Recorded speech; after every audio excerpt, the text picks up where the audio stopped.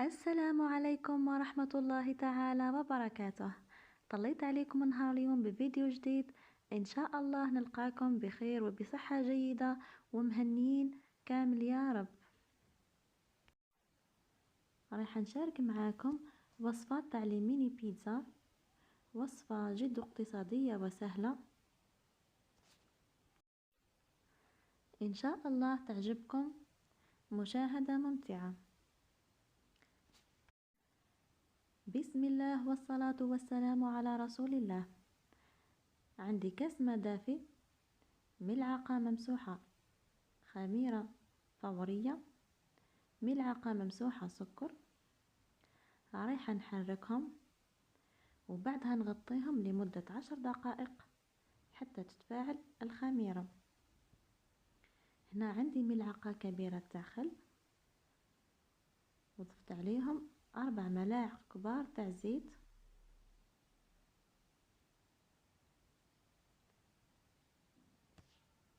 رايحة نحركهم.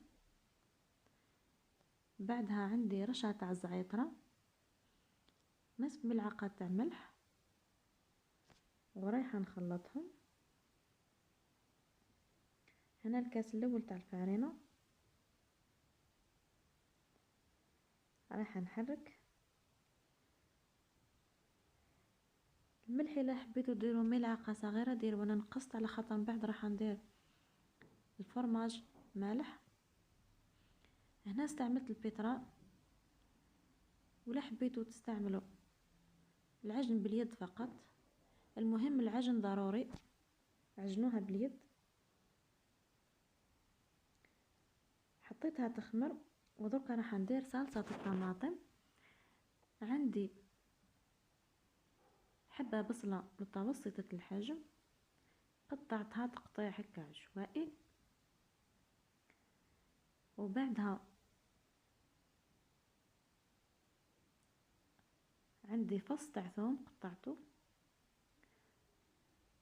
ودرك جبت 2 حبات طماطم قطعتهم.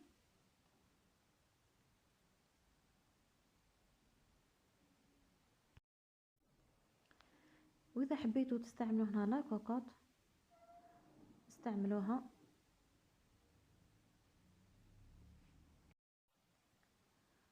هنا عندي رشة تاع زعترة، وهنا حوالي نصف ملعقة كبيرة تاع طماطم مركزة. هنا ملعقة صغيرة تاع ملح، وملعقة صغيرة سكر. ضفت عليهم 2 ملاعق كبار تاع زيت. هنا عندي ملعقة صغيرة تاع بابريكا. هنا بعد ما طابت الصلصة راح نرحيها، وبعد ما رحيتها راح نردها في المقلاة. ردها في المقلاة تعاود طيب شوية، وضفت لها ملعقة كبيرة تاع زيت. هنا عاودت رجعت العجينة لقيتها خمرت، راح نهبط لها الخمور. ولازم هيك تكون تتلصق باليد، ما تكونش يابسة. وهنا بعد ما قسمتها شكلت 7 كويرات. دوكا راح ندهن او نرش فارينة، وبعدها راح نفتح الحبة. هنا ما استعملتش الحلال، فتحتها بيدي بالطريقة هذه برك هكا كما راكم تشوفوا. وبعدها راح نجيب، انا استعملت هنا كاشير. نتوما لا حبيتوا ديروا فيونداشي او مركز او جبن تكثروا منه، جبن طري. انا استعملت كاشير واستعملت جبن كمية صغيرة. هنا راح نحشي الاطراف. بعد ما نكمل راح نغلق هذه الجوانب هذو، نغلقهم مليح.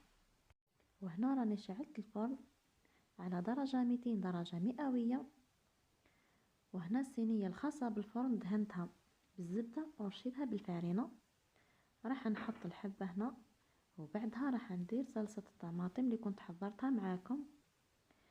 التزيين هنا يبقى اختياري، عندي زيتون اخضر وضفت عليه فلفل مقطع اخضر، وضفت عليه جبن، واللي عندها جبن موتزاريلا دير.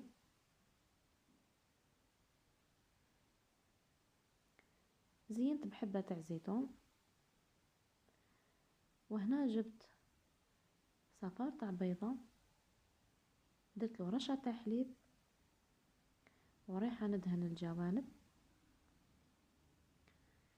وبعدها جبت سانوج ورشيت الجوانب ودخلتهم مباشرة للفرن. وهنا بعد ما طابوا شوفوا شكلهم جاي شهي. انا في الوسط رققتهم بزاف، نتوما لا حبيتوهم خشان خليو العجينة السمك تاعها شوية خشين. راح نقطعها معاكم، شوفوا كيفاه قطنية على الجوانب، وما تخليوهاش تطول في الفرن باه ما يشربهاش وتجي يابسة. وما بقى لي غير نقولكم تبقاو على خير، ومع الف الف سلامة.